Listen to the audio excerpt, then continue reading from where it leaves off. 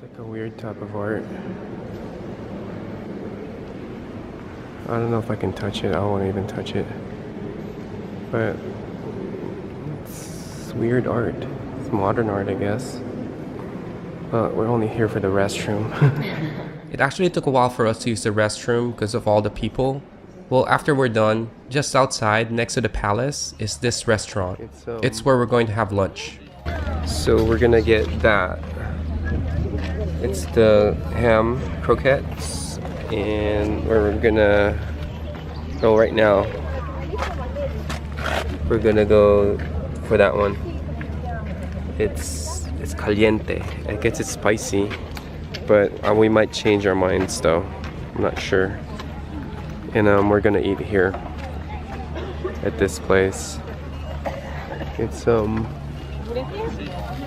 right next to the Crystal Palace and this Velasquez Palace where we peed. We got ourselves a beer, and normally their local beer is Estrella, but they call it Mao. That's the only beer that they serve at this place. I'm gonna drink Mao beer.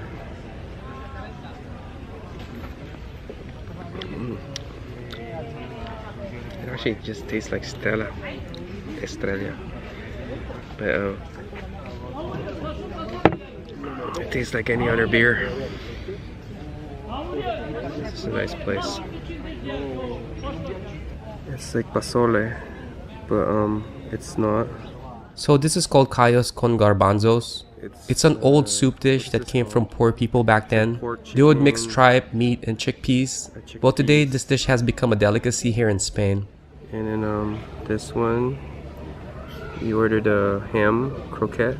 Ham croquettes, or croquetas de jamón, are small fried rolls with creamy fillings inside, mixed with ham. It's most likely Serrano ham. Maybe it does have cheese, but that looks really good. I have no idea why I ordered this, because it's commonly eaten during winter time. I guess I just wanted to see if it tastes like pasole.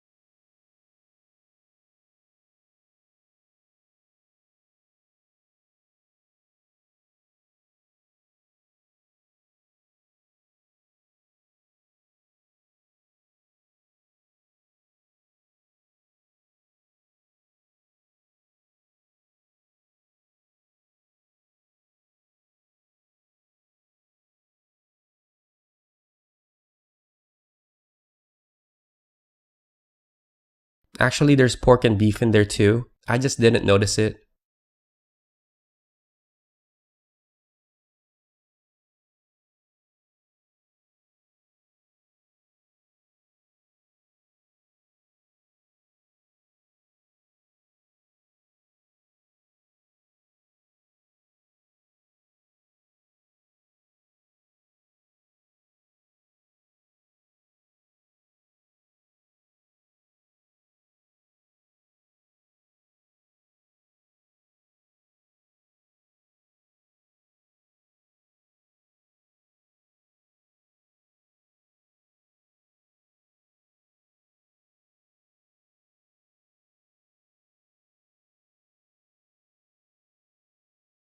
Yes, it's not cheese or potatoes. It's basically made up of olive oil, butter, flour, and milk. I read it's kind of like bechamel sauce. I found out that ham croquettes here originated from the poor people back then as well. I guess it's a cheap way to use leftovers, but now croquettes are popular in countries all over the world.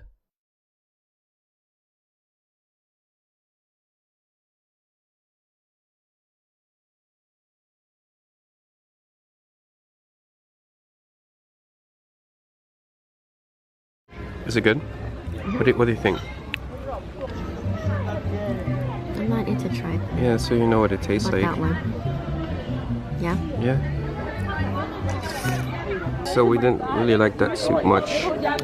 The ham was pretty good, but we ordered more. Which is, what is this? This is called fideuà. It's a Valencian dish, kind of like paella, but instead of rice, it's made with noodles. It's basically a seafood pasta. Well, we ordered this because, to be honest, we weren't satisfied with the soup and the croquette. Well, I should say the croquette was okay, I guess. So what is this again? Fideuà? Yeah, but is it squid? I think that's squid. It looks like it's squid, so I'm gonna try it first. It's really her order because she didn't really like the food. I mean, I didn't like the soup as well, but we just need this. Look, I'm gonna make a close up on this. Oh man, there's a squid, a chunk of squid right there. Oh, it has a taste. A squid taste? Yeah, it's like the black squid that we had last night, but it's more like tomato based. It has the same distinct taste to it, and the noodles, they're quite thin, but it's pretty good. It's not bad, it's pretty good. I don't think there's a shrimp in here. Oh look, there's mussels. There's a mussel in there. Yeah, and there's some shrimp. It's actually seafood. Let's see how you like that one. There's a shrimp. Did you try the shrimp? Yeah. There's two. Yeah.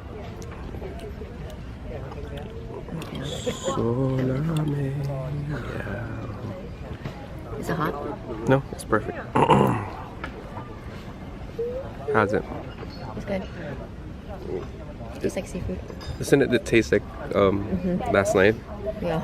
But last night was like black with the ink sauce, but it kind of does have the same taste to it. Kind of weird. I think it's that squid taste. Yeah. It's like everywhere. I don't know. I don't think that she really likes it. I like it. Really? It's tomato based. It kind of looks like a cheese. What do they call that? The cheese. I was thinking mac and cheese. Anyway, after lunch, not far from the restaurant is this place, the Crystal Palace. In front of this man-made lake, this glass palace is a conservatory built in 1887 that exhibited biological artifacts from the Philippines, and now it's currently used as an art gallery. The whole structure is almost made entirely of glass and iron. It was actually designed to be moved or relocated, but it remained here in its original site. This is the Crystal Palace. It's like a garden right here, but in front of it is a pond. It's just right here. I don't know if we can go inside though. I mean, I'm pretty sure we can go inside, but I think we have to pay to get inside. Let's go up there. Let's see. There's a lot of people selling stuff here. Don't step on their merchandise. You end up paying for it. So this is the Crystal Palace. I don't know what's in here really, but there's really nothing. Let me go through this. It's just basically like a room. It's inside windows. See, there's really nothing in here. There's like some kind of a movie theater kind of thing, or like a screen.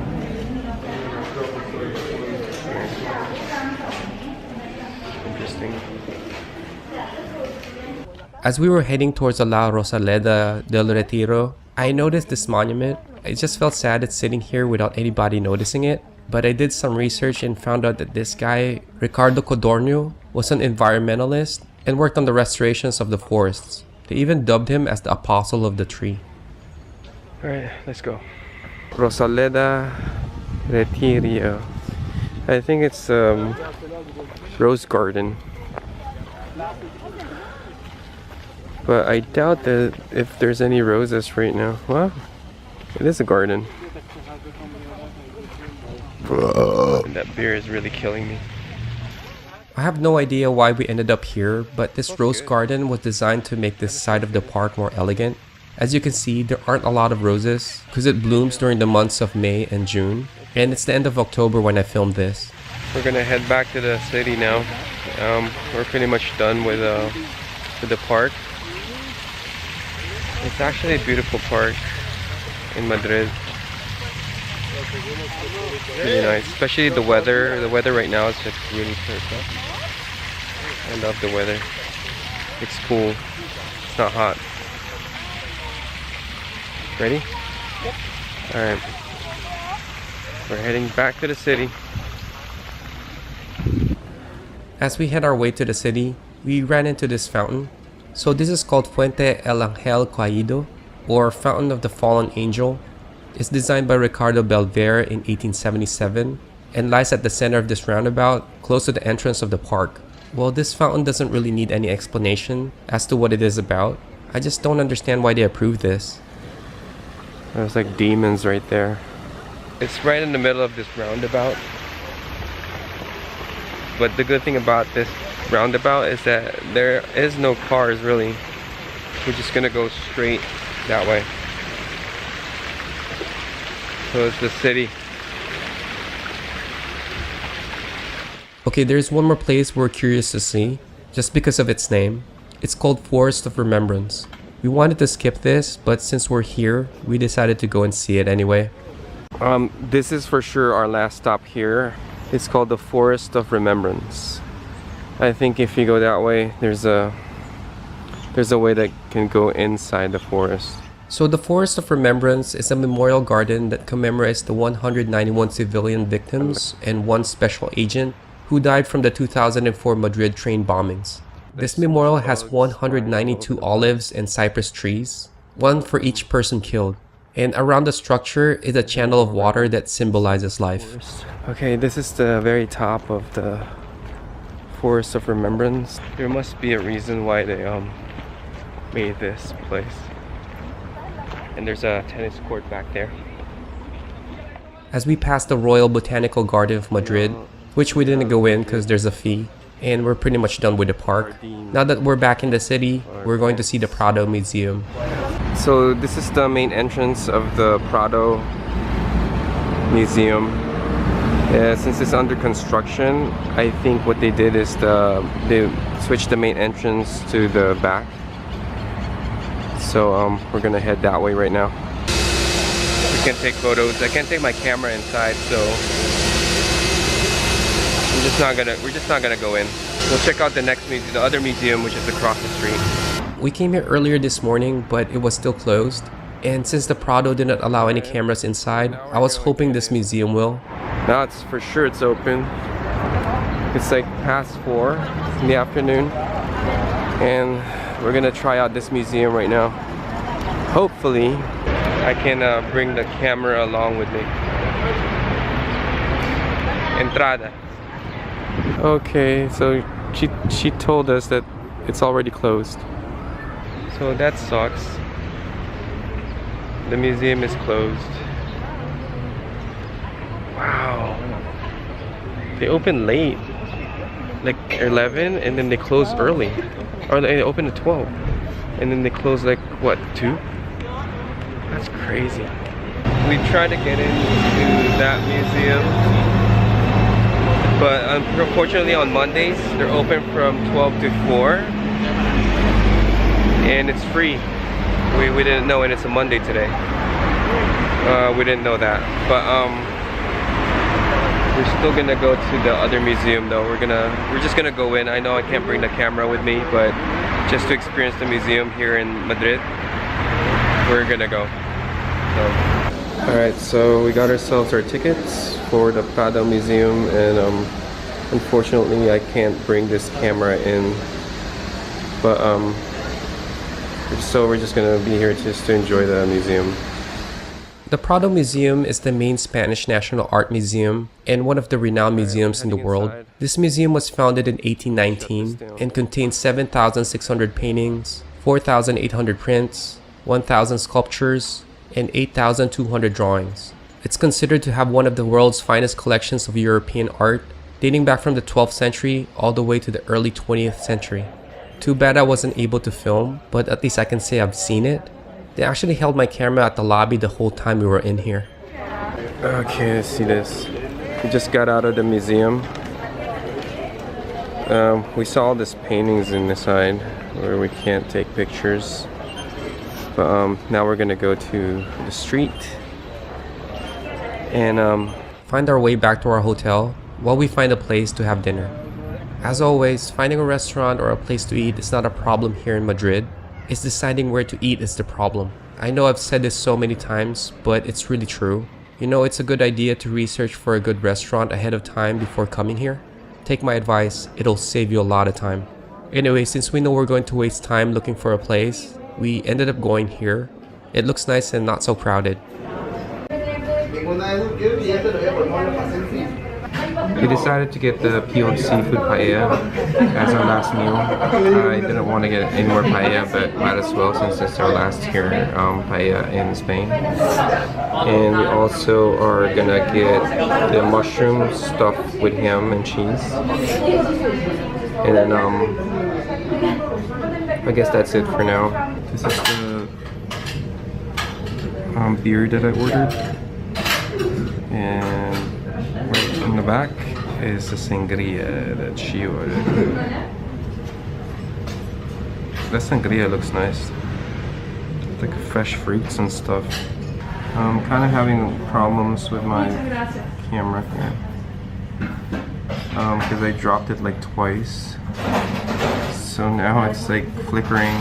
It sucks, but the sangria looks really good though. This is the beer, the Spanish beer. Let's see what it tastes like. Oh god, it tastes like Grey Goose. No, not Grey Goose vodka. It's what is that called? Moon. Blue Moon. Very bitter, or like Hefeweizen. That's what it tastes like. Spanish local beer. I like Estrella better. Is for two? Yes. Sí. To plate? Sí. Okay. Thank you. Gracias. Our last paella in Spain. So this is just a typical seafood paella. It doesn't look all that authentic like the ones we've had here. I was surprised to see that it's already peeled, because if you don't know, most of the flavor of the seafood, especially shrimp, comes from the head and shell. Ooh. This paella had some mussels, squid, shrimp, and probably some cuttlefish. And the sauce, it looks really creamy and rich, just the way it should be. Oh, yeah. I like lemon in my paella. Yeah, man. It has everything.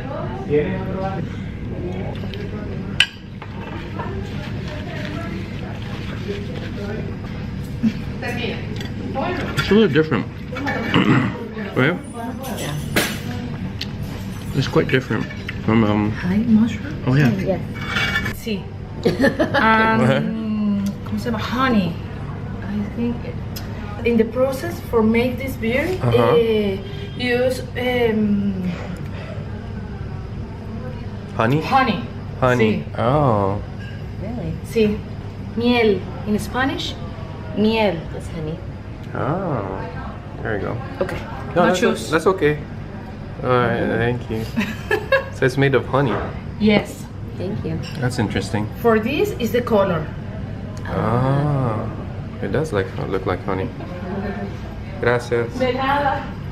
So this is the mushroom stuffed with cheese and what was that? Goat cheese Ham. and ham. There's ham in here. Dip it in one of these.